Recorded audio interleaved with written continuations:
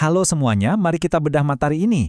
Pernah nggak sih pas lagi dengar orang ngaji, ada bunyi pantulan khas yang terdengar ritmis banget di huruf-huruf tertentu? Nah, pantulan itu ada seninya loh. Di ulasan kali ini, kita bakal kupas tuntas rahasia di balik bunyi tersebut, yaitu hukum bacaan qalqalah.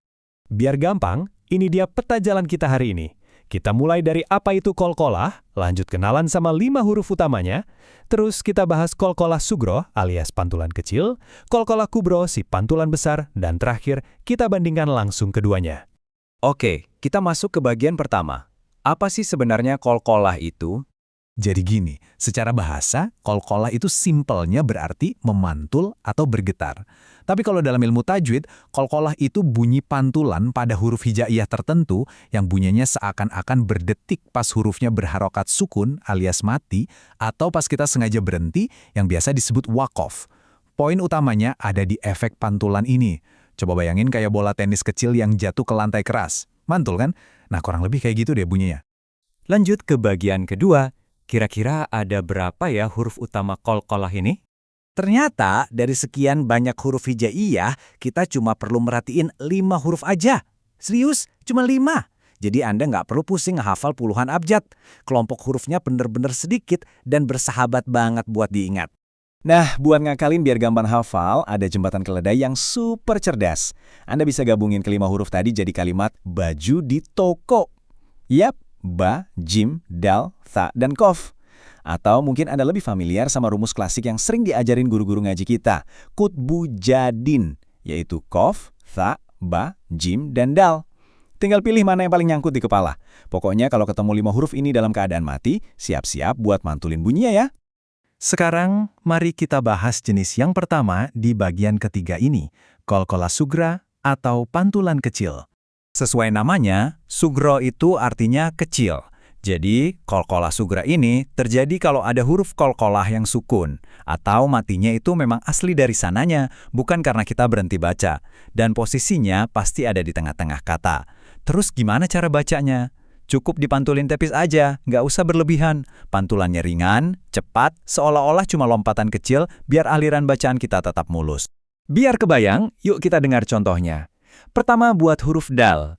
Yadkhuluna. Kedengaran kan pantulan kecilnya di tengah? Yadkhuluna.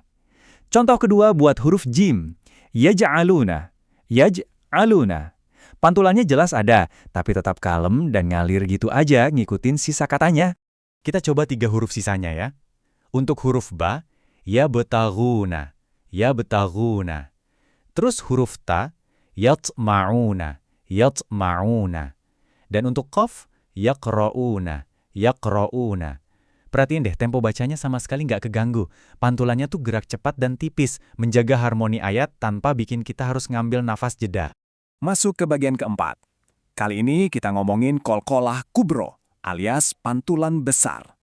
Oke, siap-siap ubah gigi, karena sekarang intensitasnya bakal naik. Kubra itu artinya besar. Nah, qalqalah kubra ini munculnya di akhir kata, gara-gara kita ngelakuin waqaf alias berhenti baca. Karena letaknya di ujung dan jadi penutup, pantulannya nggak boleh malu-malu lagi, harus kuat dan mantap. Oh ya, ada aturan spesial nih. Kalau huruf di akhir itu ada tanda tasdidnya, kita wajib nahan bunyinya sejenak sebelum dilepas mantul. Langsung kita praktekin biar kerasa bedanya. Buat huruf dal di akhir ayat, qul huwallahu ahad. Beda banget kan? Ahad. Pantulannya tegas banget. Terus buat huruf jim, wassama'i dzatil buruj. Buruj. Pantulannya bergema kuat, menutup kata. Beda jauh sama pantulan tipis di sugro tadi. Nah, ini dia nih, contoh buat aturan tasdid di akhir ayat yang saya sebut tadi. Pas baca, tabbat yada abi lahabin watab, Anda jangan buru-buru mantulinnya. Ditahan dulu huruf ba-nya sebentar, penuhi hak tasdidnya, baru deh lepas pantulannya dengan kuat. Watab. Jeda penahanan ini tuh ngasih efek penekanan dramatis yang luar biasa banget pas kita baca. Biar makin lengkap, kita cek huruf to dan qaf. Buat to, min waraihim muhit. Muhit. Berhentinya kokoh banget kan? Dan terakhir huruf qaf yang super ikonik di surat Al-Falaq. Qul a'udzu birabbil falaq. Falaq. Pantulannya tuh bulet, mantap, dan nutup ayatnya dengan sempurna. Sampailah kita di bagian kelima. Mari kita bandingkan langsung antara sugra dan kubra.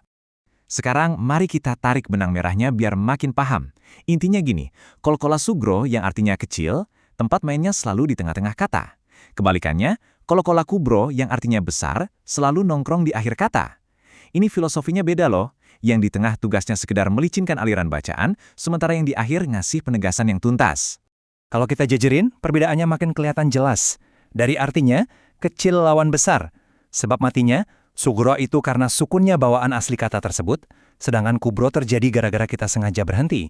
Posisinya juga beda, tengah versus akhir. Dan yang paling penting buat dipraktikkan, kekuatan pantulannya. Sugro itu kalem alias lemah sedang, nah kalau kubro harus ekstra kuat. Simpan ringkasan ini baik-baik sebagai pengingat mental saat Anda ngaji nanti. Pada akhirnya, semua teori yang kita bahas ini bakal percuma kalau nggak dipraktekin. Pertanyaannya, sudahkah pantulan kolkolah Anda tepat pas baca Al-Quran hari ini? Coba deh, saya tantang Anda. Nanti pas buka mushaf, cari 5 huruf baju di toko tadi. Sadari posisinya, apakah dia di tengah atau di akhir, terus keluarin deh pantulan kecil atau besarnya dengan pas. Seru kan? Terima kasih sudah ikutan bedah materi kali ini, terus semangat perbaiki bacaannya, dan sampai jumpa di ulasan kita selanjutnya.